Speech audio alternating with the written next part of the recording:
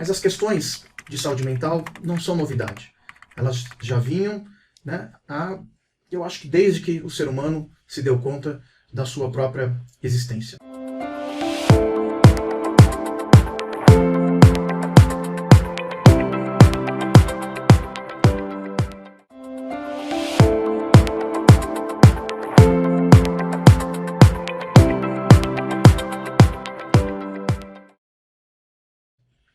Quando a gente se deu conta da nossa existência, estávamos numa caverna.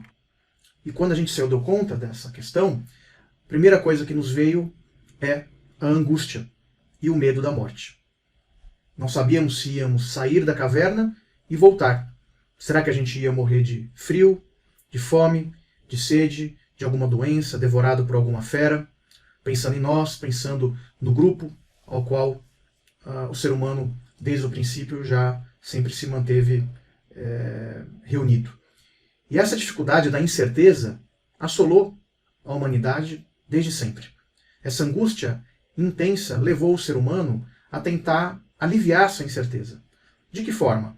Através da observação, da experimentação, desenvolvendo, por exemplo, a técnica. Essa técnica foi se aperfeiçoando geração após geração, por exemplo, um objeto como um arco e flecha.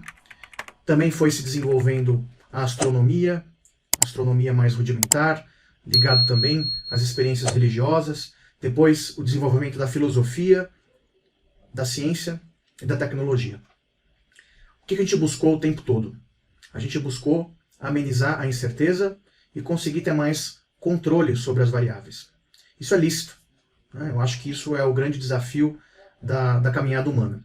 Porém, o que eu coloco em discussão é que essa busca de aliviar a angústia e a incerteza, que é a busca de um remédio, talvez passou da dose e chegou a um nível tóxico, posso falar até como se fosse um veneno, que é a fantasia de que existe sim um futuro que é alcançável de forma completa, perfeita, absoluta, previsível, né? E um futuro controlável, né?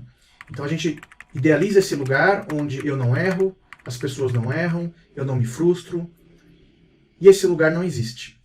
Falar assim é fácil, né? Lógico que discutindo aqui, poxa, é verdade, esse lugar não existe.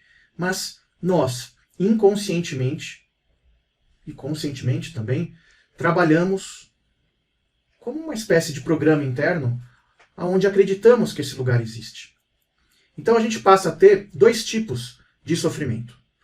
Um sofrimento que é a angústia, inerente à condição de existência humana. E um segundo sofrimento, uma segunda angústia, que é a busca de um super-real que não tem angústia. Essa busca de um super-real que não tem angústia faz com que a angústia aumente. Então esse efeito paradoxal, né, que é um efeito estranho, né, gosto de usar a metáfora que é a metáfora da água do mar. Quando a gente está em desespero, com sede, no mar, se a gente começa a beber a água do mar, a gente começa a ter mais sede ainda, e aí a gente acha que não bebeu o suficiente, bebe mais ainda, e vai num ciclo obsessivo até a morte, né? Nessa analogia, nessa metáfora, entra a nossa mesma condição, né? A gente está sempre buscando tão avidamente, tão intensamente esse lugar que não chega nunca, que o nosso nível de frustração ele é muito maior. A gente gera uma expectativa exagerada, portanto uma frustração maior. Então, eu acho que é importante a gente discutir que a sociedade caminhou desta forma ao longo do tempo e que estas feridas estavam cada vez mais machucando o ser humano.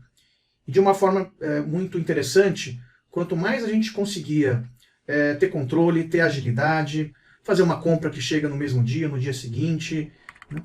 Quanto mais a gente conseguia ou consegue submeter a natureza, mais a gente sente uma angústia que seria que ela deveria se aliviar, né?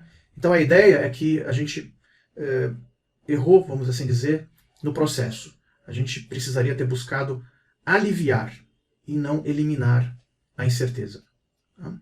A angústia, então, ela é não só inerente à condição humana, mas como ela é um convite ao desenvolvimento humano, individual, coletivo, e tudo aquilo que a gente aprende de importante sobre a vida, né, como eu falei, como indivíduo ou como grupo, vem a partir da dor.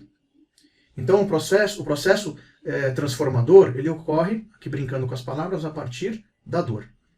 Então a gente tem essa questão da resiliência como um norte, como algo que deve nos nortear sempre em nossa caminhada. Se o conteúdo desse vídeo foi útil, dê um like, se inscreva, compartilhe e comente.